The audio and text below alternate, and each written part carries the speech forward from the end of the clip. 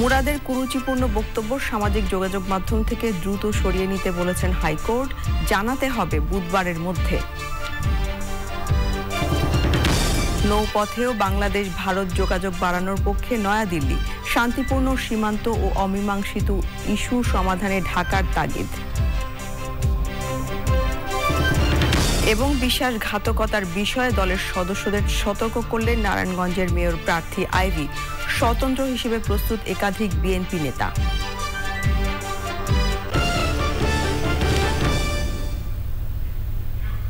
এছাড়াও সোশ্যাল ইসলামী bank limited বিশেষ সংবাদে থাকছে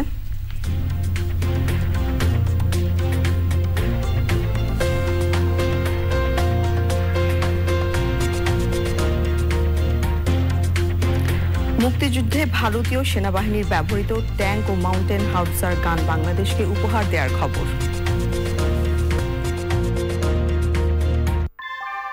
কুয়াশায় সাল ছুঁয়ে পানি আর কত হয়রানি আছে সমাধান। বসত ঘরে লাগাও আনো আসি। এবারে পুরো সংবাদ। মন্ত্রী পরিষদের তথ্য ও সম্প্রচার প্রতিমন্ত্রী পদ থেকে পদত্যাগ করেছেন ডাক্তার মুরাদ হাসান। প্রথমে ইমেইলে কিছু ভুল তথ্য দিয়ে তিনি পদত্যাগপত্র পাঠান, পরে সংশোধন করে আবারও পাঠানো হলে তথ্য মন্ত্রণালয় থেকে পদত্যাগপত্র মন্ত্রী পরিষদ বিভাগে পাঠানো হয়। আওয়ামী লীগ সাধারণ সম্পাদক ওবায়দুল কাদের বলেছেন, দলের শুদ্ধি অভিযান চলমান, প্রধানমন্ত্রী শেখ হাসিনার কাছে সবার আমলনামা রয়েছে। মোস্তফা মল্লিকের রিপোর্ট। মঙ্গলবার বেলা 12:30টার দিকে নিজ দপ্তরে পদত্যাগপত্র পাঠান ডাক্তার মুরাদ হাসান। তবে সেই পদত্যাগপত্রেও ছিল নানা ভুল, পরে তা সংশোধন করে পাঠান তিনি। সচিবালয়ে এ নিয়ে সাংবাদিকদের সঙ্গে কথা বলেন তথ্য ও সম্প্রচার মন্ত্রী ডক্টর হাসান মাহমুদ। তিনি বেশ কিছু বক্তব্য দিয়েছেন যেগুলো দলের সাথে কনসাল্ট না করেই দিয়েছেন বা সরকারের অভ্যন্তরে কনসাল্ট না করেই দিয়েছেন, যেগুলোর কারণে আমাদেরও প্রশ্নের মুখোমুখি হতে হয়েছে। এবং সাম্প্রতিক সময়ে কিছু বক্তব্য, কিছু কর্মকাণ্ড নিয়ে সরকার এবং দল বিব্রত হয়েছে। তো সেই কারণে মাননীয় প্রধানমন্ত্রী তাকে পদত্যাগ করার জন্য বলেছেন। গত কয়েক মাস ধরেই মুরাদের মধ্যে বেশ পরিবর্তন লক্ষ্য করা যাচ্ছিল বলে জানান তথ্য ও সম্প্রচার মন্ত্রী। আমার কাছে মনে হয়েছে তিনি আগে যেরকম ছিলেন গত 3 মাস ধরে একটু পরিবর্তন আমার কাছে মনে হচ্ছিল। বিভিন্ন ঘটনা এবং কর্মকাণ্ডে সেটি আমার মনে হচ্ছিল। বিকেলে একই প্রসঙ্গে কথা বলেন আওয়ামী লীগ সাধারণ সম্পাদক এবং সড়ক পরিবহন ও সেতুমন্ত্রী ওবায়দুল কাদের। আওয়ামী লীগে চলমান শুদ্ধি অভিযান নিয়ে কথা বলেন তিনি। আমরা স্পষ্ট আবারও বলছি, অপরাধ করে কেউ ছাড় পাবে না। শেখ হাসিনা সরকার দুর্নীতি অনিয়মের বিরুদ্ধে শূন্য সহিষ্ণুতার নীতিতে অটল রয়েছে। চলমান রয়েছে সরকারের শুদ্ধি অভিযান। কে কোথায় কি করছেন সব খবর দলীয় প্রধানের কাছে রয়েছে। ওবায়দুল কাদের এবং ডক্টর হাসান মাহমুদ দুজনই বলেছেন, চারিত্রিক স্খলনের কারণে মুরাদ হাসানের সংসদ সদস্য পদ থাকবে কিনা সে বিষয়ে সিদ্ধান্ত নেবেন জাতীয় সংসদের স্পিকার। ডক্টর মুরাদ হাসানকে জেলা আওয়ামী লীগের পদ থেকেও অব্যাহতি দেওয়া হয়েছে। Mostafa Mallick, channel I, Dhaka. প্রতিমন্ত্রী হিসেবে পদত্যাগে বাধ্য হওয়া ডাক্তার মুরাদ হাসান আওয়ামী লীগে থাকতে পারবেন কিনা সে সিদ্ধান্ত হবে দলের আগামী কার্যনির্বাহী কমিটির বৈঠকে। প্রাথমিক সদস্য পদ না থাকলে সংসদ সদস্য পদও হারাবেন তিনি। দলের যুগ্ম সাধারণ সম্পাদক মাহবুবুল আলম হানিফ বলেছেন, নৈতিক স্খলন ঘটলে কাউকে ছাড় দেবে না আওয়ামী লীগ। ওবায়দুল রশিদের রিপোর্ট। বিভিন্ন কারণে সমালোচিত তথ্য প্রতিমন্ত্রী ডাক্তার মুরাদ হাসান পদত্যাগে বাধ্য হওয়ার পর সামনে আসে তার দলীয় পদের বিষয়টি। তিনি জামালপুর জেলা আওয়ামী লীগের স্বাস্থ্য বিষয়ক সম্পাদক। এ বিষয়ে আওয়ামী লীগের যুগ্ম সাধারণ সম্পাদক বলেন, অপরাধ করলে গঠনতন্ত্র অনুযায়ী যে কোনো পর্যায়ের নেতার বিরুদ্ধে যেভাবে ব্যবস্থা নেওয়া হয় সেভাবেই তার বিষয়েও ব্যবস্থা নেওয়া হবে। তবে মুরাদ হাসানের বিষয়ে সর্বোচ্চ শাস্তির সুপারিশ করা হবে বলে জানিয়েছেন মাহবুবুল আলম হানিফ। আমরা আমাদের পরবর্তী কার্যনির্বাহী সংসদের বৈঠকে তার বিষয়ে আমরা এটা ব্যাপারে কথা বলবো এবং আমরা চাইব যে এই ধরনের ব্যক্তি বাংলাদেশ আওয়ামী লীগের কোনো গুরুত্বপূর্ণ কোনো পদবি বা দায়িত্বশীল পদে যাতে না থাকে তাকে দলীয় পদ থেকে অব্যাহতি দেওয়া হয়, সে ব্যাপারে আমাদের পরবর্তী কার্যনির্বাহী সংসদের বৈঠকে আমরা এটি সুপারিশ করব। সাম্প্রতিক সময়ে আরও কয়েকজনের বিষয়ে যে সমালোচনা সে সম্পর্কেও কথা বলেন আওয়ামী লীগের যুগ্ম সাধারণ সম্পাদক। সকল সাংগঠনিক সম্পাদকদের কাছে যে বিভিন্ন সময়ে বিভিন্ন দল থেকে যারা আওয়ামী লীগে যোগদান করেছেন বিভিন্ন স্তরে তাদের একটা তালিকাও করে দেওয়া হয়েছে এবং সেই তালিকা অনুযায়ী যাদের বিরুদ্ধে যারা যোগদান করেছেন সেই যোগদানকারীদের মধ্যে যদি কারো বিরুদ্ধে অনৈতিকতার কোনো অভিযোগ থাকে বা সন্ত্রাসী নাশকতামূলক কর্মকাণ্ডের বা যুদ্ধাপরাধের সঙ্গে জড়িত থাকার, তাহলে তাদের বিরুদ্ধে সাংগঠনিক ব্যবস্থা নেওয়ার জন্য নির্দেশনা দেওয়া হয়েছে। ডাক্তার মুরাদ হাসান একসময়ে ছাত্রদলের রাজনীতিতে জড়িত ছিলেন বলে বিএনপি মহাসচিব যে দাবি করেছেন তা সঠিক হতে পারে বলে মনে করছেন আওয়ামী লীগের যুগ্ম সাধারণ সম্পাদক। কারণ হিসেবে তিনি বলেছেন নৈতিক স্খলনের মাধ্যমেই বিএনপির সৃষ্টি। Obaidul Rashid, channel I, Dhaka. চিত্রনায়িকা মাহিয়া মাহির সাথে মুরাদ হাসানের ফোন আলাপের বিষয়ে দ্বিতীয় দিনের মতো ডিবি কার্যালয়ে গিয়ে কথা বলেছেন চিত্রনায়ক ইমন। চ্যানেল আইকে ইমন জানিয়েছেন তার মোবাইলে একাধিক বিদেশি নাম্বার থেকে কল আসা ও ফেসবুক হ্যাক হওয়ার আশঙ্কায় তিনি ডিবিতে এসে কথা বলেছেন। ডিবির যুগ্ম কমিশনার জানান প্রয়োজনে আরও দুজনকে জিজ্ঞাসাবাদ করা হবে। পরাগ আজিমের রিপোর্ট। চিত্রনায়িকা মাহিয়া মাহির সাথে মুরাদ হাসানের কথোপকথন হয়েছিল চিত্রনায়ক ইমনের মোবাইল ফোনের মাধ্যমে। মুরাদ হাসানই ইমনের ফোনে ফোন করে কথা বলেছিলেন মাহির সাথে। এরই জের ধরে সোমবার ডিবি কার্যালয়ে গিয়েছিলেন ইমন। মঙ্গলবারও ডিবি কার্যালয়ে হাজিরা দেন চিত্রনায়ক ইমন। গতকাল থেকে আমার নাম্বারে বেশ কিছু নাম্বার থেকে ফোন আসছিল, মানে 4 ডিজিট 5 ডিজিট। এটাতে আমি একটু সন্দেহ প্রকাশ করছি বিভিন্ন জিনিস যে এটা কোথায় কেন আসছে, কারণ আমাদের দায়িত্ব এটা জানানো। এই জন্য আমি আজকে ফোন নাম্বারগুলো নিয়ে এসে ভাইকে এখন দেখাবো যে এই ফোনগুলো আসছে এটার বিষয়টা কি। যেহেতু ফেসবুক পেজ বা হ্যাক হতে পারে, অনেক কিছু অনুকূলটা হয়ে যেতে পারে, এজন্য ভাইয়ের কাছে আমি সাইবার সিকিউরিটি ক্রাইমের কাছে জানাতে এসেছি। আমি আমার জায়গাটা ক্লিয়ার করেছি, ওইখানে যে বিষয়গুলো ঘটেছে আমি সবকিছু সামাল দেওয়ার চেষ্টা করেছিলাম। যে আমরা এখানে আছে একটা মহরত অনুষ্ঠান হবে, আমরা ব্যস্ত ছিলাম, এই বিষয়গুলো নিয়ে আমি ক্লিয়ার কাট বলেছি সব জায়গায়। ডিবির জয়েন্ট কমিশনার বলেন তারা ইমনকে আসার জন্য বলেননি, ইমন নিজে থেকেই এসে কথা বলেছেন।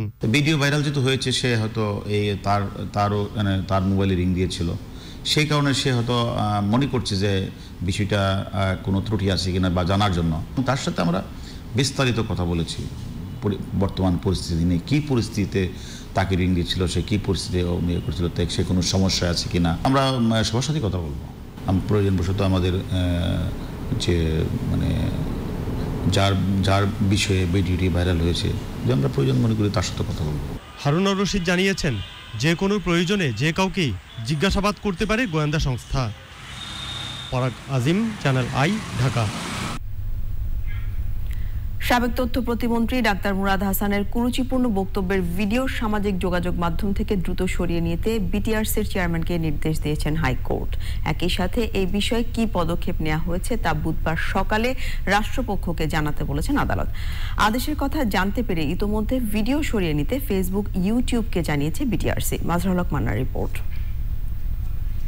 সদ্য পদত্যাগ করা তথ্য প্রতিমন্ত্রী মুরাদ হাসানের কুরুচিপূর্ণ বক্তব্যের ভিডিও সামাজিক যোগাযোগ মাধ্যম থেকে সরিয়ে নিতে বিটিআরসির প্রতি নির্দেশনা চেয়ে হাইকোর্টে মৌখিক আবেদন করেন সুপ্রিম কোর্টের আইনজীবী সৈয়দ সায়েদুল হক সুমন। তিনি বলেন, ভাইরাল হওয়া ভিডিও শিশুসহ সকলের জন্য ক্ষতিকর।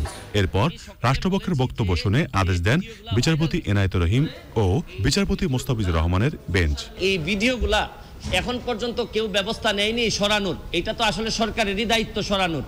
আমি আদালতকে বলেছি, আদালত আমার কথা শুনেছেন এবং ডেপুটি অ্যাটর্নি জেনারেলের কথাও শুনেছেন। শুনে ডেপুটি অ্যাটর্নি জেনারেলকে আদেশ দিয়েছেন, বলেছেন যে যেহেতু ওনার কাছে অ্যাপ্লিকেশন নাই, আমি অরালি বলছি, আমি আমাদের কোর্টের ডিজায়ার যে বিটিআরসির চেয়ারম্যানের সাথে আলাপ করে দ্রুত এই ভিডিওগুলা সরানোর ব্যবস্থা করেন এবং আগামীকালকে কি ব্যবস্থা নিলেন সকালবেলা আমাদেরকে জানাবেন। হাইকোর্টের আদেশ পেয়ে বিটিআরসির নেওয়া পদক্ষেপ সম্পর্কে জানান তাদের আইনজীবী। এখন বিটিআরসির পক্ষে যতটুকু করা সম্ভব, যা করা সম্ভব, এই মাননীয় হাইকোর্ট যে আদেশটা আছে এটা প্রপারলি কমিউনিকেট করা হবে ফেসবুক এবং ইউটিউবকে।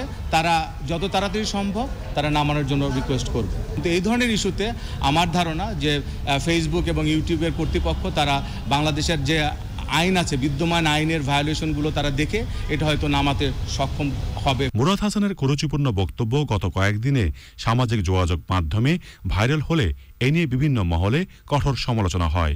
সোমবার রাতে তাকে পদত্যাগ করতে নির্দেশ দেন প্রধানমন্ত্রী। Mazharul Haque Manna, channel I, Dhaka. Covid পরবর্তী বিশ্বজুড়ে পুষ্টিহীনতার চ্যালেঞ্জ মোকাবেলায় বিশ্ব সম্প্রদায়কে একযোগে কাজ করার আহ্বান জানিয়েছেন প্রধানমন্ত্রী Sheikh Hasina. Tokyo nutrition for growth সামিটের উদ্বোধনীতে প্রধানমন্ত্রী 5 দফা প্রস্তাব দিয়ে বলেন, দুর্যোগকালে খাদ্য সংকট মেটাতে আঞ্চলিক খাদ্য ভাণ্ডার গড়ে তোলা বড় সমাধান হতে পারে। নীলাদ্রি শেখরের রিপোর্ট। প্রয়োজনীয় খাদ্য পেলেও বিশ্বজুড়ে পুষ্টিহীনতা বড় ধরনের সংকট হয়ে দাঁড়িয়েছে। জাতিসংঘের হিসাব মতে বৈশ্বিক জনসংখ্যার প্রায় 81 কোটি মানুষ অপুষ্টিতে ভোগে। কোভিডকালীন সময়ে এই সংকট আরও ভয়াবহ আকার ধারণ করেছে।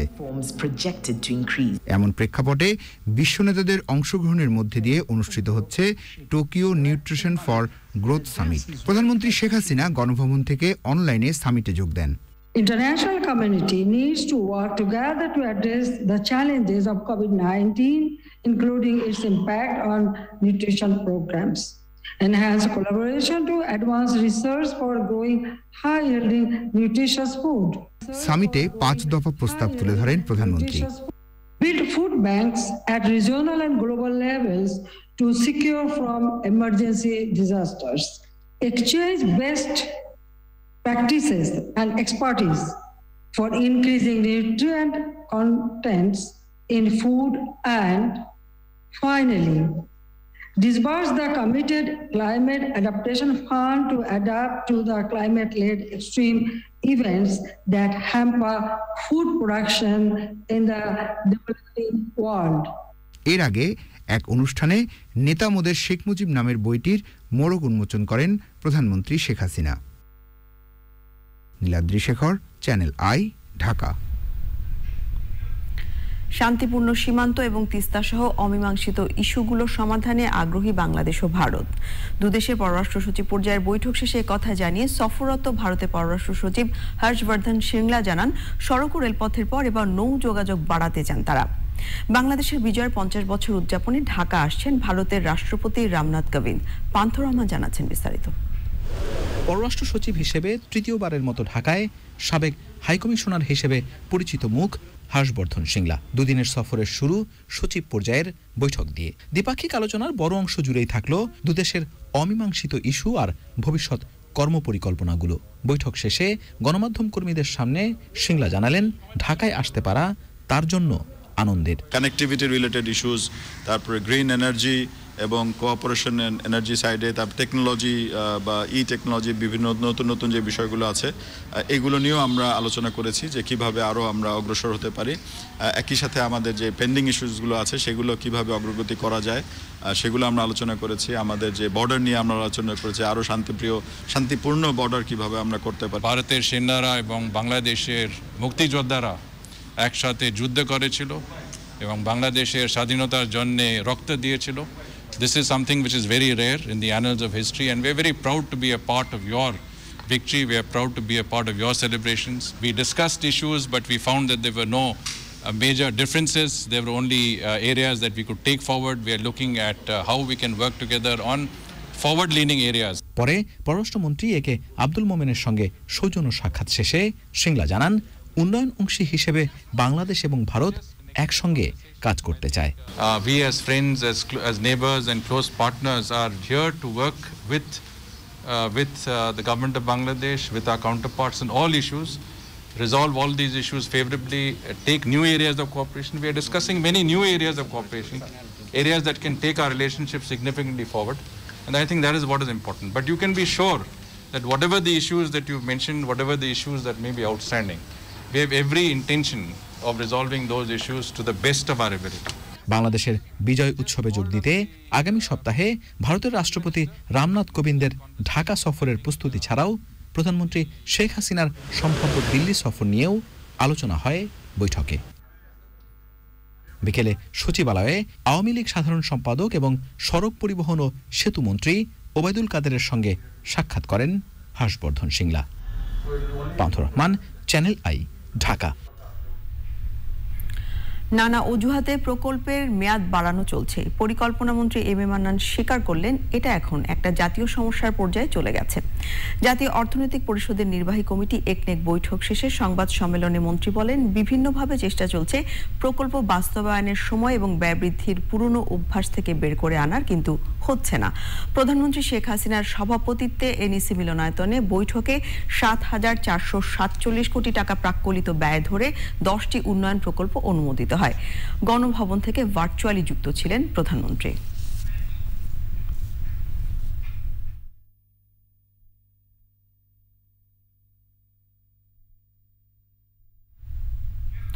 ভোটের মাঠে নৌকার বিরুদ্ধে বিশ্বাসঘাতকতা না করতে দলীয় সদস্যদের হুঁশিয়ার করেছেন নারায়ণগঞ্জ সিটি কর্পোরেশনের আওয়ামী লীগ মনোনীত প্রার্থী ডাক্তার সেলিনা হায়াত আইভি।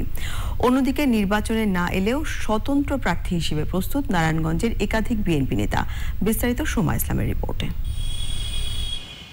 রাজনীতির দেয়ালে কান পাতলে শোনা যায় রাজনৈতিক দলগুলোর ঘরে ভাঙনের অশান্তি। যে কোনো নির্বাচনের আগে সেই অশান্তি বেড়ে যায় কয়েক গুণ। নানা কারণে আলোচিত নারায়ণগঞ্জ সিটি কর্পোরেশনের নির্বাচন আগামী 16 জানুয়ারি। সেখানে আবারও আওয়ামী লীগের মনোনয়ন পেয়েছেন সিটির বর্তমান মেয়র ডাক্তার সেলিনা হায়াত আইভি। মাঠে প্রতিপক্ষ হিসাবে বিএনপিকে চাইলেও নিজ দলের মানুষকে পুরনো ষড়যন্ত্র না করার আগাম সতর্কতা জারি করলেন তিনি। কেউ যদি চিন্তাও করে যে নৌকার এগেনস্টে যাবে, এই কাজটা করাটা মনে ঠিক হবে না। সুতরাং আমি আহ্বান জানাবো, যদি কেউ অন্য চিন্তা ভাবনা করে সেখান থেকে সরে এসে নৌকার জন্য কাজ করা। আওয়ামী লীগের একটা পক্ষ আরেকটা পক্ষকে সহ্যই করতে পারে না। এবারও কিন্তু মানুষের কানাঘুষা ছিল, আমার প্রতিপক্ষ কিন্তু অনেক কিছু করেছে, কিন্তু সেই ঘুরে ফিরে চায়ের দোকানে একটাই, যে আইভির ভরসা শেখ হাসিনা। নারায়ণগঞ্জে এরকম অনিয়ম করার দুঃসাহস কেউ দেখাতে পারবে না। আর যদি দুঃসাহস কেউ দেখাতে চায়, তাহলে আমিও সেই কঠিনভাবে আমার জনতাকে নিয়ে ব্যবস্থা নিব।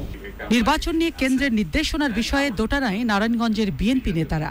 ভোটের লড়াইয়ে নামতে রীতিমতো প্রতিযোগিতায় একাধিক বিএনপি নেতা। দলীয় সিদ্ধান্ত যদি আমি দাঁড়াই, তবে আর বসার জন্য দাঁড়াবো না। তৈবুর আলম খান তো শেষ পর্যন্ত থাকবে ইনশাল্লাহ।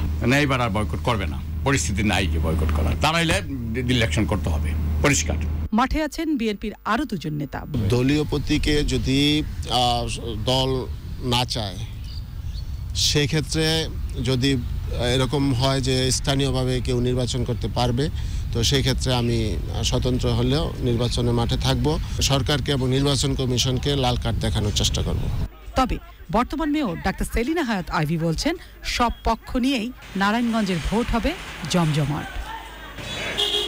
সোমা ইসলাম, চ্যানেল আই, ঢাকা। যুক্তরাজ্যের বিরোধী দল লেবার পার্টির নতুন ছায়া মন্ত্রিসভার ইকোনমিক সেক্রেটারি হিসেবে দায়িত্ব পেয়েছেন জাতির পিতা বঙ্গবন্ধু শেখ মুজিবুর রহমানের নাতনি টিউলিপ সিদ্দিক। একই সাথে তিনি লন্ডনের ফাইন্যান্সিয়াল সিটি শ্যাডো মিনিস্টার হিসেবেও দায়িত্ব পালন করবেন। Tulip Siddique shadow chancellor Rachel Reeves এমপির টিমে গুরুত্বপূর্ণ দায়িত্বে থাকবেন। ব্যাংক, ইন্স্যুরেন্স সহ সামগ্রিক আর্থিক খাতে সরকারের কর্মকাণ্ডের উপর কাজ করবেন টিউলিপ সিদ্দিক এমপি।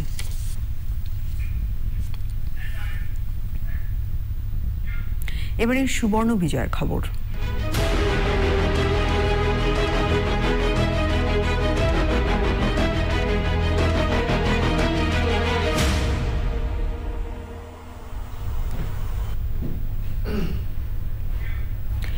বিজয়ের সুবর্ণ জয়ন্তী উদযাপন করতে যাচ্ছে বাংলাদেশ, কিন্তু রক্তে অর্জিত স্বাধীনতা এবং মুক্তিযুদ্ধের চেতনা রক্ষায় মুক্তিযুদ্ধে জয়ের পর থেকেই চালিয়ে যেতে হচ্ছে আরেক সংগ্রাম। 50 বছরের পথ চলায় পদে পদে এসেছে বাধা, হয়েছে দেশি বিদেশি ষড়যন্ত্র। ওবায়দুল রশিদের ধারাবাহিক প্রতিবেদনের আজ চতুর্থ পর্ব। বঙ্গবন্ধুর স্বদেশ প্রত্যাবর্তনের পর দেশ পুনর্গঠনের সাথে সাথে শুরু হয়েছিল মুক্তিযুদ্ধে মানবতা বিরোধীদের বিচার প্রক্রিয়া। বিচার শেষ হওয়ার আগেই জাতির পিতাকে সপরিবারে হত্যা করা হয়। যুদ্ধাপরাধীদের মুক্ত করে রাজনীতির সুযোগ করে দেন জেনারেল জিয়াউর রহমান। তখন থেকেই এর প্রতিবাদ হতে থাকলেও যুদ্ধাপরাধীদের বিচারের দাবিতে শহীদ জননী জাহানারা ইমামের নেতৃত্বে জোরদার আন্দোলন শুরু হয় 1992 সালে। সেই আন্দোলনের শুরু থেকেই সম্পৃক্ত ছিলেন শহীদ জায়া, শ্যামলী, নাসরিন চৌধুরী। জিয়াউর রহমান, এরশাদ, খালেদা জিয়া, তারা তো উল্টো পথে চলল। তারা তো যুদ্ধাপরাধীদের বিচার তো দূরে থাক, দালাল আইন বাতিল করলো। এই নিজামি, এই মুজাহিদ আমাদের স্বামীর রক্তরঞ্জিত পতাকা গাড়িতে দিয়ে এরা সংসদে গেছে। প্রিয়জন হারবার দুঃখটা শতগুণ আরো বেড়ে গেছে। 26 বছর অন্ধকার আমি বলবো। তারপরেও কি করে মানুষের চেতনায় মুক্তিযুদ্ধ থাকলো যে আমরা কাজ করেছি।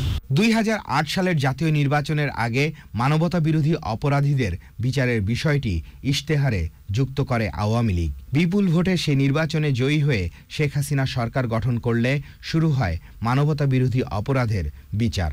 জাতিসংঘে বান কি মুন পর্যন্ত মাননীয় প্রধানমন্ত্রীকে নিষেধ করেছেন, কিন্তু তিনি তো অতি সাহসী মানুষ।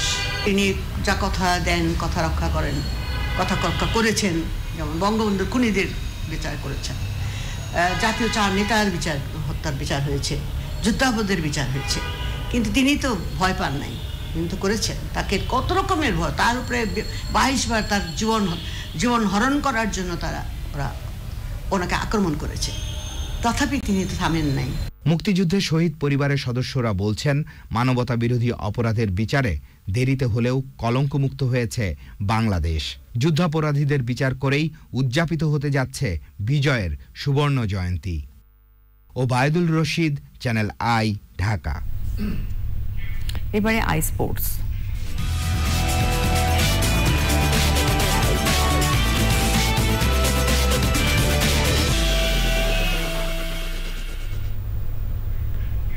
খেলাধুলার আপডেট নিয়ে আই স্পোর্টসে আছেন রাহুল রায়, যাচ্ছি তার কাছে। রাহুল। তারণ আপনাকে ধন্যবাদ। দর্শক সবাইকে স্বাগত আজকের আই স্পোর্টসে। আর আজকের আয়োজনের শুরুতে জানাবো বাংলাদেশ এবং পাকিস্তানের ঢাকা টেস্টের আপডেট।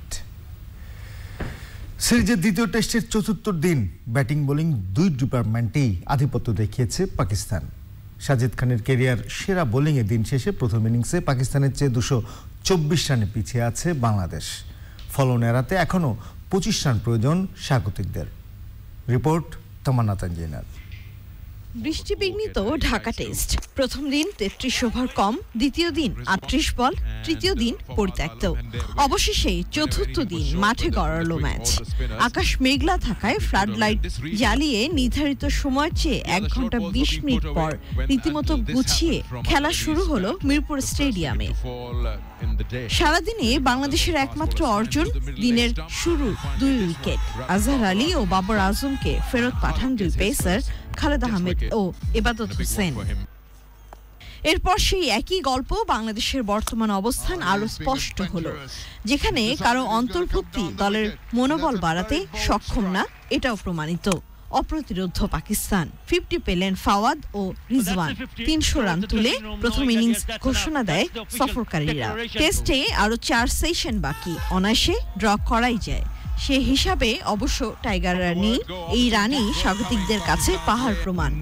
চরম অধৈর্যের পরিচয় দিলেন মাঠে নেমে। বিসিবি নির্বাচকদের ওপেনিং পার্টনারশিপ তৈরির আরেকটি ব্যর্থ পরীক্ষা। একজন সাজিদ খানের সামনেই ধস নামলো বাংলাদেশের ব্যাটিং লাইন আপের। 0 রানে ফিরলেন অভিষিক্ত Mahmudul Hasan Joy. Shadman, captain Mominul, mister dependable Mushfiq, লিটনকে বিদায় করে ক্যারিয়ার সেরা বোলিং সাজিদের। তাইজুলকে নিয়ে কোনো রকমে দিনটা শেষ করলেন সাকিব। দিন শেষে বাংলাদেশের সংগ্রহ 7 উইকেট হারিয়ে 76 run. Tamanna Tanjina, channel I, Dhaka. বৃষ্টিতে ভেসে গেছে ঢাকা টেস্টের বড় একটি অংশ। এই অবস্থানে থেকেও হারের শঙ্কায় আছে টিম বাংলাদেশ। চতুর্থ দিন তৃতীয় সেশনে ব্যাট করতে নেমে টাইগাররা 7 উইকেট হারিয়ে আছে ফলনে পড়ার শঙ্কায়। বাংলাদেশের ব্যাটাররা আক্রমণাত্মক খেলতে গিয়ে রীতিমতো উইকেট বিলিয়ে দিয়ে এসেছেন। নাজমুল হোসেন শান্ত জানিয়েছেন, উইকেট না হারানোর লক্ষ্যেই তারা আক্রমণাত্মক খেলেছেন। শেষ দিন ঘুরে দাঁড়ানোর কথাও বলেছেন।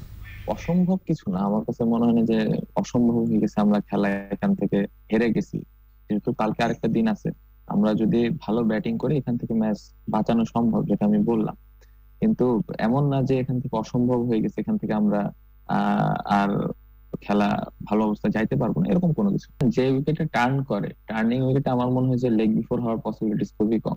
সো টার্নিং উইকেটে আপনি যদি দেখেন যে সবাই কিন্তু সুইপের উপরে বেশি আস্থা রাখে, তো এই জন্য সবাই সুইপ খেলার প্ল্যান করছে। ঢাকা টেস্টে বাংলাদেশ দলের পারফরমেন্স নিয়ে অসন্তোষ প্রকাশ করেছে বিসিবি। বোর্ড পরিচালক খালেদ মাহমুদ সুজন জানিয়েছেন, এই ম্যাচে ক্রিকেটারদের মধ্যে ধৈর্যের অভাব ছিল। নিউজিল্যান্ডের বিপক্ষে আসন্ন সিরিজে নতুনদের ধৈর্য নিয়ে খেলার পরামর্শ দিয়েছেন বাংলাদেশ দলের সাবেক অধিনায়ক। রিপোর্ট করছেন তামান্না তানজিনা। পাকিস্তানের বিপক্ষে দ্বিতীয় টেস্ট ড্রয়ের দিকেই যাচ্ছিল, কিন্তু নিজেরাই নিজেদের বিপদ ডেকে এনেছে স্বাগতিক বাংলাদেশ। বৈরী আবহাওয়ার কারণে দুদিন খেলতেই হয়নি। শেষ দুদিন একটু ধৈর্য ধরে খেললে অন্তত হারের বৃত্ত থেকে বেরিয়ে আসার একটা সুযোগ ছিল। এইভাবে পরনির্ভরশীল হয়ে পড়লে আসন্ন নিউজিল্যান্ড সিরিজ আরো কঠিন হতে পারে বাংলাদেশের জন্য। আমরা ফেল করেছি, যারা সিনিয়র তাদের হয়তো রেসপন্সিবল নেওয়া উচিত ছিল, ওরা বেশিটা পারে নাই। বাট দ্যাট ডাজন্ট মিন ওরা তো এর আগে অনেক রেসপন্সিবল, তখন কেন নিয়েছে, তখন পেরেছে কেমনে? So it's a different ball game. আমিও সেটা মানতে পারিনি আজকে। যেমন আমি চিরং টেস্টে বলি যে আফ্রিদির পেস আমরা রেগুলার খেলি না, বাট এই স্পিন আমরা রেগুলার খেলি। সুতরাং এটার সাথে আজকে আমি কোনোভাবে একমত পোষণ করতে পারছি না যে ওরা, আমি বলবো না যে এটা একটা হয়ে গেছে, এটা বাজে দিন। আমরা উই ডিডন্ট প্লে ওয়েল, আমাদের execution was not up to the standard. BCB পরিচালক বলছেন বাংলাদেশের প্রথম শ্রেণীর ক্রিকেট আন্তর্জাতিক মানের না। এই টেস্টে সেটা আবারও প্রমাণ হয়েছে। পাশাপাশি চলমান টেস্টে বোলারদের ডেডিকেশনের অভাবকেও দায়ী করেছেন তিনি। এটা হলো কমন সেন্স। এটা আপনি কোচ তো গুলায় খাওয়াই দিতে পারবে না কাউকে, যে কোচ তো প্র্যাকটিস করায়, কিন্তু খাইতে তো হবে আপনি, চিবাইতে তো হবে আপনি। আপনি যদি চিবায় না ইয়ে করতে পারেন, মাশরাফি কেমনে উইকেট পাইছে ঠিক না, বা তাপস বৈশ্যক কেমনে উইকেট পাইতো, তখন তো আমরা আরো পারতাম না, আমরা তো আরো জানতাম না। এখন তো আমাদের বোলিং কোচ আলাদা, এই কোচ আলাদা, ওই কোচ আলাদা, স্কিল এক একজন এক একটা হয়, কিন্তু sense is different. Cricket is knowledgeable game, তো আপনি যার এক্সিকিউশন করতে পারবে, নলেজ থাকবে, তার জন্য স্মার্ট। ভারত অনূর্ধ্ব 19 এ এবং বি দলকে হারিয়ে চ্যাম্পিয়ন হওয়ায় বাংলাদেশের তরুণ ক্রিকেটাররা উদ্বুদ্ধ হবেন বলেও মনে করছেন খালেদ মাহমুদ সুজন। তামান্না তানজিনা, চ্যানেল আই, ঢাকা। ভারতে 3 দলীয় ওয়ানডে সিরিজের শিরোপা জিতেছে বাংলাদেশ অনূর্ধ্ব 19 দল। কলকাতায় ফাইনাল ম্যাচে ভারত অনূর্ধ্ব 19 বি দলকে 181 রানের বড় ব্যবধানে হারিয়েছে জুনিয়র টাইগাররা। ইডেন গার্ডেন্সে 42 ওভারের ম্যাচে টস হেরে ব্যাট করতে নেমে 234 রান সংগ্রহ করে বাংলাদেশ। দুর্দান্ত ইনিংস খেলেন আইচ মোল্লা। 10টি 4 ও 2 ছক্কায় 91 বলের মোকাবেলায় 93 রান করেন তিনি। আশিকুর রহমান 58 বলে 50 ও প্রান্তিক নওরোজ নাবিল 25 বলে 28 রান করেন। ভারতের পক্ষে ধানুষ গৌদা 3টি উইকেট শিকার করেন। 235 রানের টার্গেটে ব্যাট করতে নেমে জুনিয়র টাইগারদের নিয়ন্ত্রিত বোলিংয়ে 21 ওভার 3 বলে মাত্র 53 রানে গুটিয়ে যায় ভারতের অনূর্ধ্ব 19 বি দল। বাংলাদেশের পক্ষে নাইমুর রহমান নয়ন 4টি এবং মেহরাব হোসেন ও আশিকুর জামান 2টি করে উইকেট তুলে নেন। এবার ফুটবলের খবর। ইউএফএ চ্যাম্পিয়ন্স লিগে প্রথম 4 গ্রুপের 7 দলেরই রাউন্ড অফ 16 নিশ্চিত হওয়ায় তারকা ফুটবলারদের বিশ্রাম দিয়ে রিজার্ভ বেঞ্চের পরীক্ষা নিতে পারেন জায়ান্ট টিমের কোচরা। 12 পয়েন্ট নিয়ে গ্রুপ এতে চ্যাম্পিয়ন হয়ে শেষ 16 নিশ্চিত হয়েছে কোচ পেপ গার্দিওলার ম্যান সিটির। রাত 12:15টায় লাইপজিগের মাঠে আতিথ্য নেবে সিটিজেনরা। একই সময়ে একই গ্রুপের রানার্স আপ লিওনেল মেসির পিএসজি মুখোমুখি হবে ক্লাব ব্রুগার।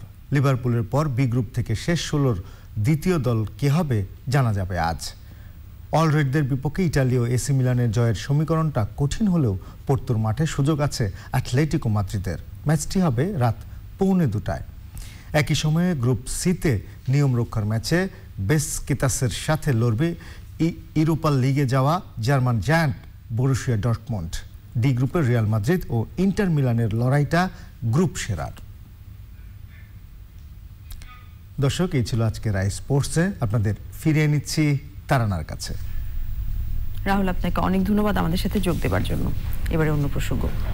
সংবাদপত্র শিল্পটি ক্রমেই রুগ্ন শিল্পে পরিণত হচ্ছে উল্লেখ করে প্রফেশনাল এই শিল্পটিকে বাঁচাতে সরকারের প্রতি আহ্বান জানিয়েছেন news papers owners association of Bangladesh NOAB. Federation of Bangladesh chambers of commerce and industry FBCCI এর সাথে আলোচনায় নোয়াব প্রেসিডেন্ট AK আজাদ এই আহ্বান জানিয়ে সংবাদপত্র শিল্পের ট্যাক্স ও ভ্যাট কমানোর আহ্বান জানান। এ সময় নোয়াবের কার্যনির্বাহী কমিটির সদস্য এবং সাবেক সভাপতি প্রথম আলোর সম্পাদক মতিউর রহমান এবং ডেইলি স্টার সম্পাদক মাহফুজ আনাম সহ অন্যরা উপস্থিত ছিলেন। FBCCI তড়িঘড়ি করে আয়কর আইন সংশোধন না করে সময় নিয়ে করারও আহ্বান জানায়। এবার নিয়ে নিচ্ছি অশোক লীলান দিফাত অটোস বিরতির পর্যায়ে থাকছে করোনার নতুন ধরন ওমিক্রন ছড়িয়ে পড়েছে 40টিরও বেশি দেশে। সংক্রমণ ঠেকাতে ভ্রমণে যুক্তরাজ্যের নতুন বিধিনিষেধ। তুমি জানো আমি কে? হ্যাঁ, সম্মানিত যাত্রীবৃন্দ, এই ভদ্রলোক জানেন না উনি কে। যদি কোনো সহৃদয় ব্যক্তি ওনার পরিচয় জানেন তাহলে কাউন্টারে যোগাযোগ করুন। ব্রুক বন তাজার সতেজ চায়ের দানায় আছে প্রাকৃতিক থিয়ানিন, যা মনকে করে তোলে তাজা। তুর্য খিচুড়ি, তুর্য বিজি, বাবা তুর্য নিচে আরেকটু। এই খাবার বাকি থাকলে সুস্থভাবে বেড়ে ওঠার পুষ্টিও থাকে বাকি। তাই রেগুলার খাবারের সাথে জুনিয়র হরলিক্স, এতে আছে আয়রন, প্রোটিন, ভিটামিন ও প্রয়োজনীয় মিনারেলস, যাতে তুর্য পায় A to Z পুষ্টি। এখন বিল বিকাশ করুন কোনো চার্জ ছাড়াই, প্রতি মাসে 2টি বিদ্যুৎ বিল। আর অন্য সব বিল যত খুশি তত। সবসময় সব প্রয়োজনে বিকাশ। লাইফে নতুন মাত্রার এনার্জি আর ভাবস দিতে এলো গিয়ার। এবার লাইফ চলবে টপ গিয়ারে। গিয়ারে থাকো। এখন বিল বিকাশ করুন। আপনাদের স্নেহ ভালোবাসা এটা পেয়েছি এবং এই নিয়ে চলছি। তো এটাই আমার জীবন। আসলে আমি যে খুব বেশি কিছু করেছি আমার কাছে এটা মনে হয় না। জয় করেছি বা জয়ের কাছে এসেছি communicable disease, mainly because of vaccination. তো নন কমিউনিকেবল ডিজিজকে জয় করতে গেলে তো লাইফস্টাইল চেঞ্জ করতে হবে। এবারে জিপিএইচ ইস্পাত বাংলাদেশের অগ্রযাত্রা সংবাদ।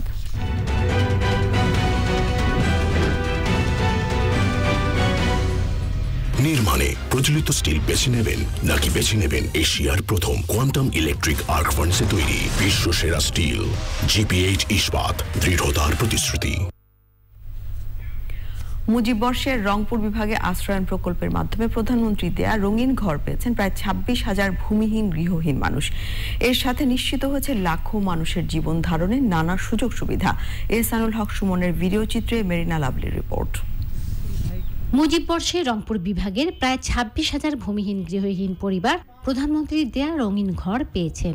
প্রকল্পের মাধ্যমে 1 লাখের বেশি মানুষ মাথা গোঁজার ঠাঁই পাওয়ার সাথে পেয়েছে বিশুদ্ধ পানি, স্যানিটেশন ও বিদ্যুৎ সুবিধা। সমাজের অবহেলিত এই মানুষগুলো পেয়েছে নিজের ঠিকানা আর আত্মমর্যাদা। দারিদ্র্যের কষাঘাত থেকে মুক্তি পেয়ে খুশি উপকারভোগীরা। ঘরের সাথে আমাকে বিদ্যুৎ দিতে, আমার ছেলে মেয়ের ঘরে লেখাপড়া করতেছে। পানি আসলে না যদি মানুষের টিউবওয়েল থাকি পানি আনি খাসনো, মানুষের সুইয়া থাকি পানি আনি খাসনো। এইটা আল্লাহর কাছে মুক্তি হয়েছে কি সরকার আমাকে দেশে। কর্ম নাই আমার এখানে, আমি কর্মের জন্য বিভিন্ন জায়গায় জায়গায় বেড়াই। তা আমার একটা সরকার এখানে একটা কাজের অনুদান করে দিলে আমার ভালো হয়। সেই ঘরে এখন দোকান পাচ্ছি, দোকান বেচা বিক্রি করছি, বসি বেচা বিক্রি করে চলাইছি। সংশ্লিষ্টরা বলছেন আশ্রয়ন প্রকল্পের মাধ্যমে সমাজের পিছিয়ে থাকা মানুষের নানান ধরনের সুযোগ সুবিধা নিশ্চিত হয়েছে। সেই সাথে সুষম উন্নয়ন লক্ষ্যমাত্রার কয়েকটি সূচকও পূরণ হয়েছে।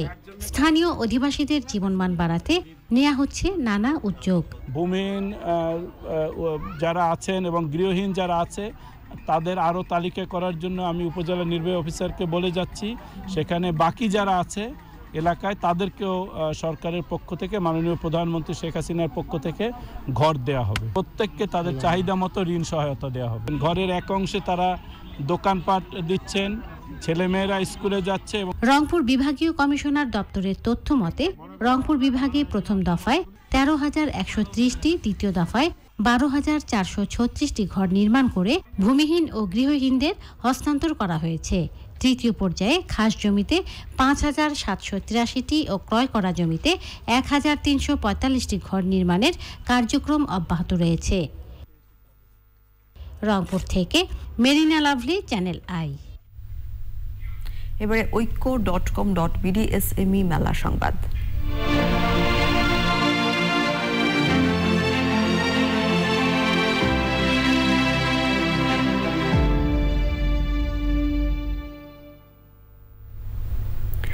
শিল্প বিকাশের পাশাপাশি উদ্যোক্তা সৃষ্টি ও বহির্বিশ্বের বাজার ধরতে ক্ষুদ্র ও কুটির শিল্পের বিকল্প নেই বলে মনে করছেন এসএমই খাতের সাথে সংশ্লিষ্টরা।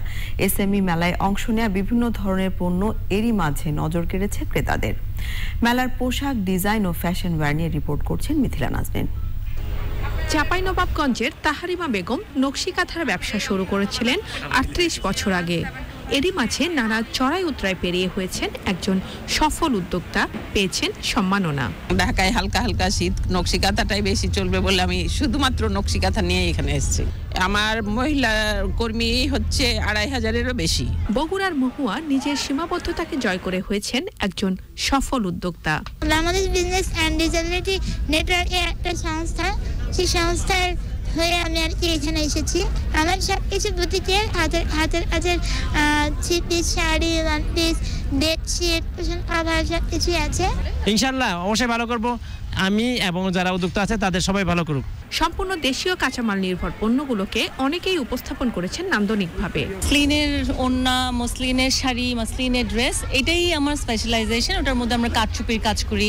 জামদানি তো আসলে আমরা শাড়ি করেছি, এর বাইরে আমরা করেছি টিস্যু বক্স করেছি, বিভিন্ন ধরনের ব্যাগ করেছি, মাস্ক করেছি। আমরা ভেজিটেবল ডাই নিয়ে কাজ করা, এটাকে অনেকে ন্যাচারাল ডাই বলে। আমরা বাংলাদেশকে রিপ্রেজেন্ট করতে চাই। স্পেশাল হলো আমি বেড কভার নিয়ে আসছি, বাটিকের, ব্লকের। ঐতিহ্যের ছোঁয়া থাকায় এরই মাঝে পণ্যগুলো ক্রেতাদের নজর কেড়েছে।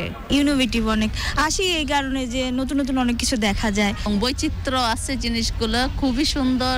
এক জায়গা থেকে অনেক কিছু পণ্য কিনতে পারছি, আমার বাইরে যেতে হচ্ছে না। বেশিরভাগ স্টলই হচ্ছে নারী উদ্যোক্তাদের, তো তারা তাদের প্রোডাক্টগুলি এত যত্ন সহকারে বানায় যে কেউ যদি নেয় তার স্যাটিসফ্যাকশনের জায়গাটা অনেক বেশি ভালো, সবাই খুশি হবে। কর্মসংস্থান সৃষ্টি, দারিদ্র্য দূরীকরণ এবং সামাজিক বৈষম্য কমাতে এমন উদ্যোগের ধারা অব্যাহত রাখার আশা মেলা সংশ্লিষ্টদের। নতুন উদ্যোক্তা সৃষ্টির জন্য এবং বিদ্যমান উদ্যোক্তাদের পণ্যের বা সেবার মান উন্নীত করার জন্য এই মেলা একটি চমৎকার প্ল্যাটফর্ম। এবার কিন্তু আমরা ডাইভার্সিফাইড করেছি আমাদের প্লাস্টিক, আমাদের light engineering, handicrafts, even electronics পণ্য। বঙ্গবন্ধু আন্তর্জাতিক সম্মেলন কেন্দ্রে 12 ডিসেম্বর পর্যন্ত প্রতিদিন সকাল 10টা থেকে রাত 8টা পর্যন্ত মেলা চলবে। Mithila Nazneen, channel I, Dhaka. এবারে নিটোলটারা আন্তর্জাতিক সংবাদ।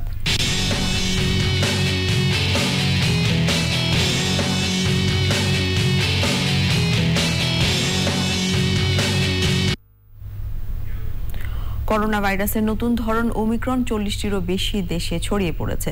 যুক্তরাজ্যের স্বাস্থ্যমন্ত্রী জানিয়েছেন, দেশের একাধিক অঞ্চলে ওমিক্রনের কমিউনিটি ট্রান্সমিশন হয়েছে। 24 ঘন্টায় সেখানে এ ধরন শনাক্ত হয়েছে আরও 90 জনের দেহে। সংক্রমণ ঠেকাতে ভ্রমণের নতুন বিধিনিষেধ আরোপ করেছে যুক্তরাজ্য। করোনার লাগাম টেনে ধরতে ভ্রমণ আইন আরো কঠোর করেছে যুক্তরাষ্ট্র। এখন দেশটিতে প্রবেশের একদিন আগের করোনা নেগেটিভ সনদ বাধ্যতামূলক। করোনার বিস্তার ঠেকাতে ইটালিতে গণপরিবহনের স্বাস্থ্য পাস বা টিকা সনদ দেখানো বাধ্যতামূলক করা হয়েছে।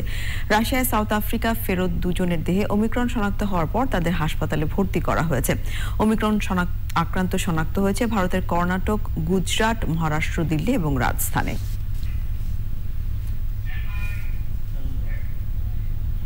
এবারে সোশ্যাল ইসলামী ব্যাংক লিমিটেড বিশেষ সংবাদ।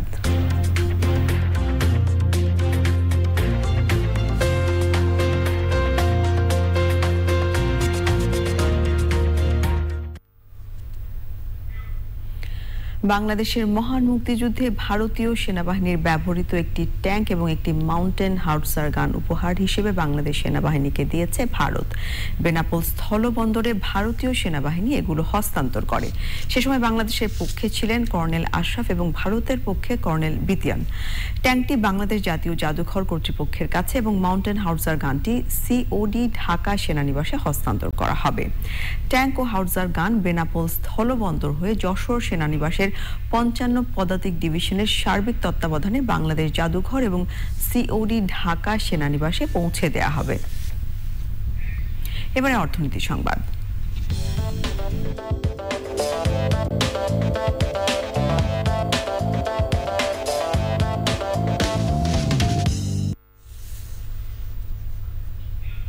ঢাকা স্টক এক্সচেঞ্জে মঙ্গলবার লেনদেনে ঊর্ধ্বমুখী প্রবণতা দেখা গেছে। আগের কার্যদিবসের চেয়ে ডিএসইএক্স সূচক 70 পয়েন্ট বেড়ে 7048 পয়েন্টে দাঁড়িয়েছে। বেড়েছে বেশিরভাগ কোম্পানির শেয়ারের দাম।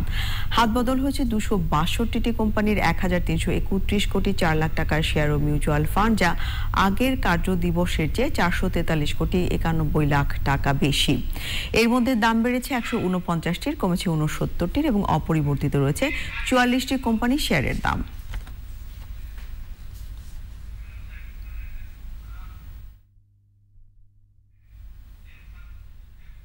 এবারে ইন্ডি ক্যাফে গ্লোবাল সিল্ক সিটি সংবাদ।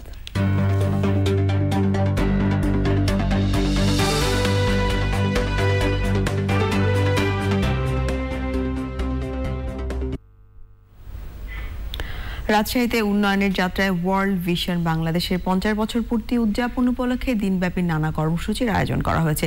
সকালে 50 বছর পূর্তির কর্মসূচির উদ্বোধন করেন জেলা প্রশাসক আব্দুল জলিল। আলোচনার সভায় সভাপতিত্ব করেন পবা উপজেলা নির্বাহী অফিসার লাশমি চাকমা। বিশেষ অতিথি ছিলেন উপজেলা পরিষদের চেয়ারম্যান বীর মুক্তিযোদ্ধা ইয়াসিন আলী, নারী ভাইস চেয়ারম্যান আরজিয়া বেগম ও ওয়ার্ল্ড ভিশন বাংলাদেশের plain land cluster director Jenny Mildred D'Cruz. এবারে পূবালী ব্যাংক লিমিটেড কৃষি সংবাদ।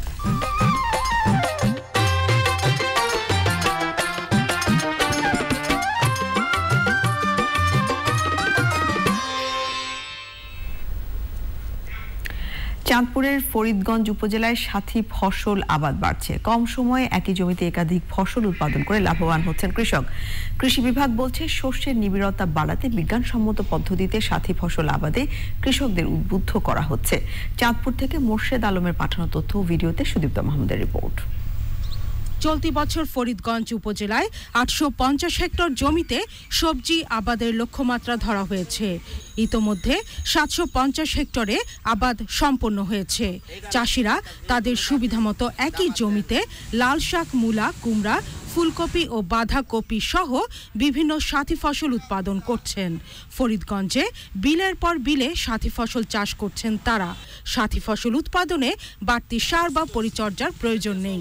উৎপাদনও তুলনামূলক বেশি হয়, যা বিক্রি করে বাড়তি আয়ের পর পরবর্তীতে ওই একই জমিতে আখ চাষ করতে পারবেন চাষি। মূলত ক্ষুদ্র ও প্রান্তিক চাষিরাই সাথী ফসল আবাদে বেশি আগ্রহী। কুমড়ার শাক, লাল শাক এবং মূলার শাক, এই তিনটা ফসল করছি লাভের জন্য, এবং লাভও হয় তিনটা একসাথে করণে। একসাথে আমি জমিতে ফসল করি। এই উপজেলার প্রতিটি ইউনিয়নের চাষিরা কম বেশি সাথী ফসল উৎপাদন করছেন। এতে কৃষক লাভবান হওয়ার পাশাপাশি জমির সর্বোত্তম ব্যবহারও নিশ্চিত হচ্ছে।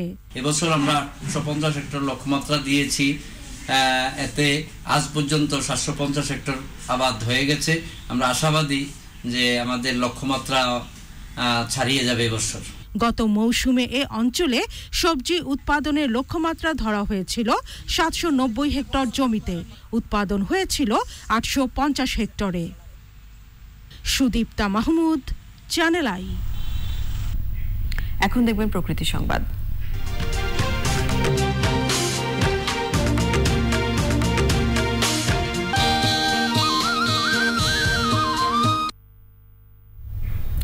নেত্রকোনার দুর্গাপুরে উদ্ধার হওয়া আহত মেছো বাঘের ছানা বনে অবমুক্ত করা হয়েছে। প্রায় 2 মাস আগে সোমেশ্বরী নদী থেকে ছানাটি উদ্ধার করে বন বিভাগের কাছে হস্তান্তর করে স্থানীয় একটি স্বেচ্ছাসেবী সংগঠন। শমিক আহমেদের রিপোর্ট। নেত্রকোনার দুর্গাপুরের রানীখং এলাকার সোমেশ্বরী নদী থেকে 21শে সেপ্টেম্বর মেছো বাঘের ছানাটি উদ্ধার করেন স্থানীয় কয়লা শ্রমিক আব্দুল লতিফ। দেখতেছে হ্যাঁ বাসা যাইতেছে, এক লোকে বলতেছে কি যাইতেছে, পরে ওটাকে আমি ধরে আনি, তার বাঁচানোর লাগা ধরে আনি। পরে বন বিভাগের কাছে ছানাটি হস্তান্তর করেন save the animals of Susang এর সদস্যরা। সেখানে চিকিৎসায় সুস্থ হয়ে ওঠে প্রাণীটি। নাম রাখা হয় বুলু। নিজের পরিবারের মতন হয়ে গেছে এবং এটাকে একটা নাম দেওয়া হয়েছে বুলু। এবং বুলু কইলেও ওটা একটু সাড়া দেয় এবং এটাকে ছোট আছিল এবং এটা একটু মোটামুটি বড় হয়েছে। নিয়ে আসে আমরা অফিস হেফাজতে রাখি, ডাক্তারের সাথে কথা বলি, কিছু ওষুধ টষুধ খাওয়াই। এখন এগুলির পরিচর্যা করতেছি। এগুলি আমাদের সরকারি দায়িত্ব হিসেবে পালন করে আসছি। Save the animals of Susang জানিয়েছে বনাঞ্চল সংকুচিত হওয়ায় খাবার সংকটে লোকালয়ে আসছে বন্যপ্রাণী। আমরা আমাদের সংগঠন থেকে সর্বোচ্চ চেষ্টা করি আমাদের খবর সংবাদ পাওয়ার ভিত্তিতে আমাদের বিভিন্ন সোর্সের মাধ্যমে আমরা তাৎক্ষণিক প্রশাসনের সহায়তায় সেগুলো উদ্ধার করে আমরা প্রশাসনকেই সোপর্দ করি। উপজেলা প্রশাসনকে সাথে নিয়ে উদ্ধার করি।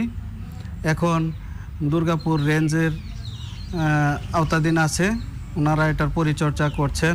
এই আহত বিড়ালটিকে প্রাণী সম্পদ দপ্তরের মাধ্যমে চিকিৎসা প্রদান করি এবং ফরেস্ট রেঞ্জারের মাধ্যমে একে কিছুদিন আমরা একে প্রতিপালন করি, যাতে করে সে বনে যেয়ে তার খাবার সংগ্রহ এবং প্রতিকূল পরিবেশে সে টিকতে পারে। সুস্থ হওয়ার পর মেছোবাগের ছানাটি বনে অবমুক্ত করা হয়। Shoumik Ahmed, channel I. এবারে এক্সিম ব্যাংক বাণিজ্য সংবাদ।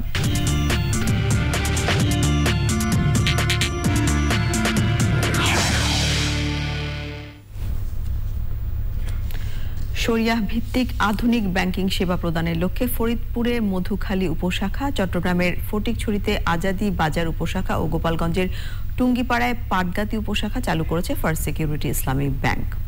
ভিডিও কনফারেন্সের মাধ্যমে উপশাখা 3টি উদ্বোধন করেন ব্যাংকের ব্যবস্থাপনা পরিচালক সৈয়দ ওয়াসেক মোহাম্মদ আলী।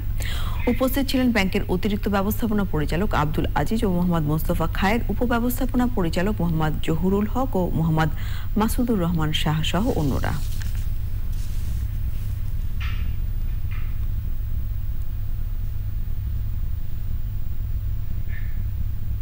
আবার নিয়ে নিচ্ছে অশোক লীলা দিফাত অটোস বিরতির পর্যায়ে থাকছে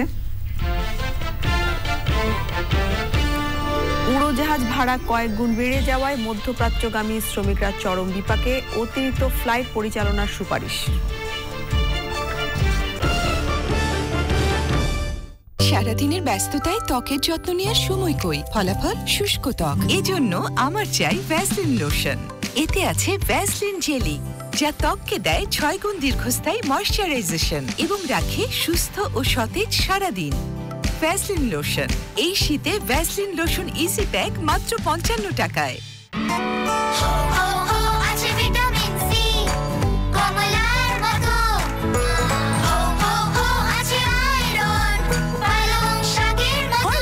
বাচ্চাদের দেয় একটি কমলা সমপরিমাণ ভিটামিন সি, 1.5 কাপ দুধের সমপরিমাণ ক্যালসিয়াম ও 3 বাটি পালং শাকের সমপরিমাণ আয়রন সহ 20টি ভাইটাল নিউট্রিয়েন্টস। হরলিক্স, নতুন হরলিক্স 500 গ্রাম সাশ্রয়ী প্যাক মাত্র 295 টাকা। চলছে দেশের সবচেয়ে বড় talent show toffee star search. সবগুলো এপিসোড উপভোগ করতে ডাউনলোড করো টফি। রাকিব, গোসল গরম পানি দিয়ে নয় তো। ব্যাস মামা, গোসলও ডেটল দিয়ে, নয়তো যে ঘরে আছে ডেটলের ব্যবহার ওই ঘরেরও কম হয়। শীতেও প্রতিদিন ডেটল, যা দেয় সর্দি কাশির মতো 100 রোগবাহী জীবাণু থেকে সুরক্ষা। শীতেও আমার ভরসা শুধুই ডেটল সুরক্ষা। নতুন ডেটল শাওয়ার জেল। ডেটল সুরক্ষা এখন শাওয়ার জেলে। নেক্সাস পের মাধ্যমে মুহূর্তেই বিদ্যুৎ, গ্যাস, পানি, সিটি কর্পোরেশনের বিল, শিক্ষা প্রতিষ্ঠানের ফি প্রদান করুন সম্পূর্ণ ফ্রি। নেক্সাস পে মানেই সবকিছু। ডাচ বাংলা ব্যাংক, আপনার বিশ্বস্ত সহযোগী। আমার হাজবেন্ড মালয়েশিয়াতে থাকে, আমি ওকে বলে দিয়েছি কখনোই হুন্ডি করবা না, যা পাঠাবা ইসলামী ব্যাংকের মাধ্যমেই পাঠাবা। ইসলামী ব্যাংক বাংলাদেশ লিমিটেড, প্রবাসীদের বিশ্বস্ত বন্ধু। চলছে দেশের সবচেয়ে বড় talent show toffee star search. সবগুলো এপিসোড উপভোগ করতে ডাউনলোড করো টফি। তুমি জানো আমি কে? হ্যাঁ, সম্মানিত যাত্রীবৃন্দ, এই ভদ্রলোক জানেন না উনি কে? যদি কোনো সহৃদয় ব্যক্তি ওনার পরিচয় জানেন তাহলে কাউন্টারে যোগাযোগ করুন। ব্রুকবন তাজার সতেজ চায়ের দানায় আছে প্রাকৃতিক থিয়ানিন, যা মনকে করে তোলে তাজা। আপনারা দেখছেন চ্যানেল আই সংবাদ। সম্প্রতি মধ্যপ্রাচ্যগামী ফ্লাইটের ভাড়া কয়েক গুণ বাড়ানোয় বিপাকে পড়েছেন অভিবাসী শ্রমিকরা। এজন্য টিকিট সংকটকে দায়ী করছে association of travel agents of Bangladesh, ATAB. সংবাদ সম্মেলনে আটাব জানায়, দৈনিক 5000 প্রবাসীর যাওয়ার ব্যবস্থা করতে পারলে পরিস্থিতি নিয়ন্ত্রণ সম্ভব। এজন্য অতিরিক্ত ফ্লাইট পরিচালনা করতে বিমান বাংলাদেশ এয়ারলাইন্সকে অনুরোধ করেছে আটাব। অযৌক্তিক ভাড়া বৃদ্ধি রোধে রেগুলেটরি বোর্ড করার প্রস্তাব করেছে তারা। ঢাকা রিপোর্টার্স ইউনিটি ডিআরইউ এর নবনির্বাচিত কমিটি দায়িত্ব নিয়েছে। দুপুরে আনুষ্ঠানিকভাবে বিদায়ী কমিটির পক্ষ থেকে দায়িত্ব হস্তান্তর করা হয়। বিদায়ী কমিটির সভাপতি মোরসালিন নোমানের সভাপতিত্বে ও সাধারণ সম্পাদক মশিউর রহমান খানের সঞ্চালনায় অনুষ্ঠানে বক্তব্য রাখেন নবনির্বাচিত সভাপতি নজরুল ইসলাম মিঠু ও সাধারণ সম্পাদক নুরুল ইসলাম হাসিব। শুভেচ্ছা বক্তব্য রাখেন ডিআরইউ এর সাবেক সভাপতি শাহজাহান সর্দার। পরে নিজেদের কার্যালয়ে বঙ্গবন্ধুর ছবি টাঙিয়ে দাপ্তরিক কর্মকাণ্ড শুরু করেন ডিআরইউ সভাপতি ও সাধারণ সম্পাদক।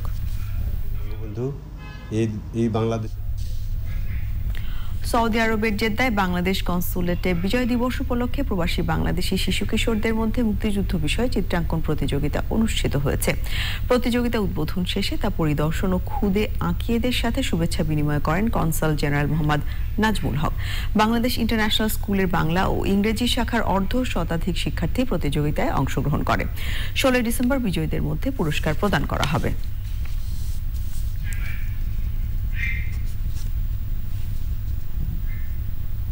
আবার নিয়ে নিচ্ছি অশোক লীলান্তি ফটোটস বিরতির পর্যায়ে থাকছে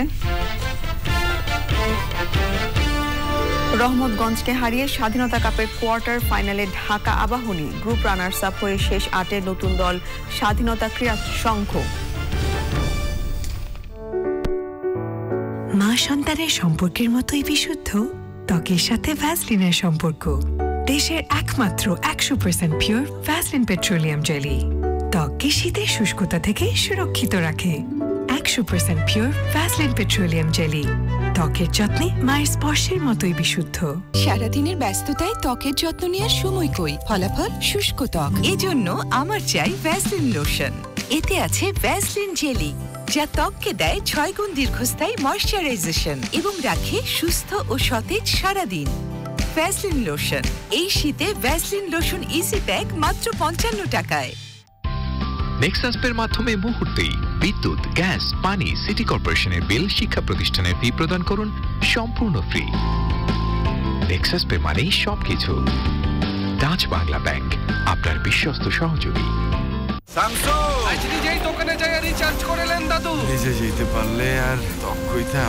আমার স্মার্ট দাদু, ব্যালেন্স রিচার্জ করতে দোকানে যেতে হবে কেন? গ্রামীণ ফোনের রিচার্জের দোকান তো এখন মোবাইলে। দাও দেখাচ্ছি। যখন যেখানে খুশি মাইজিপি অ্যাপ থেকে রিচার্জ করা যায় খুব সহজেই।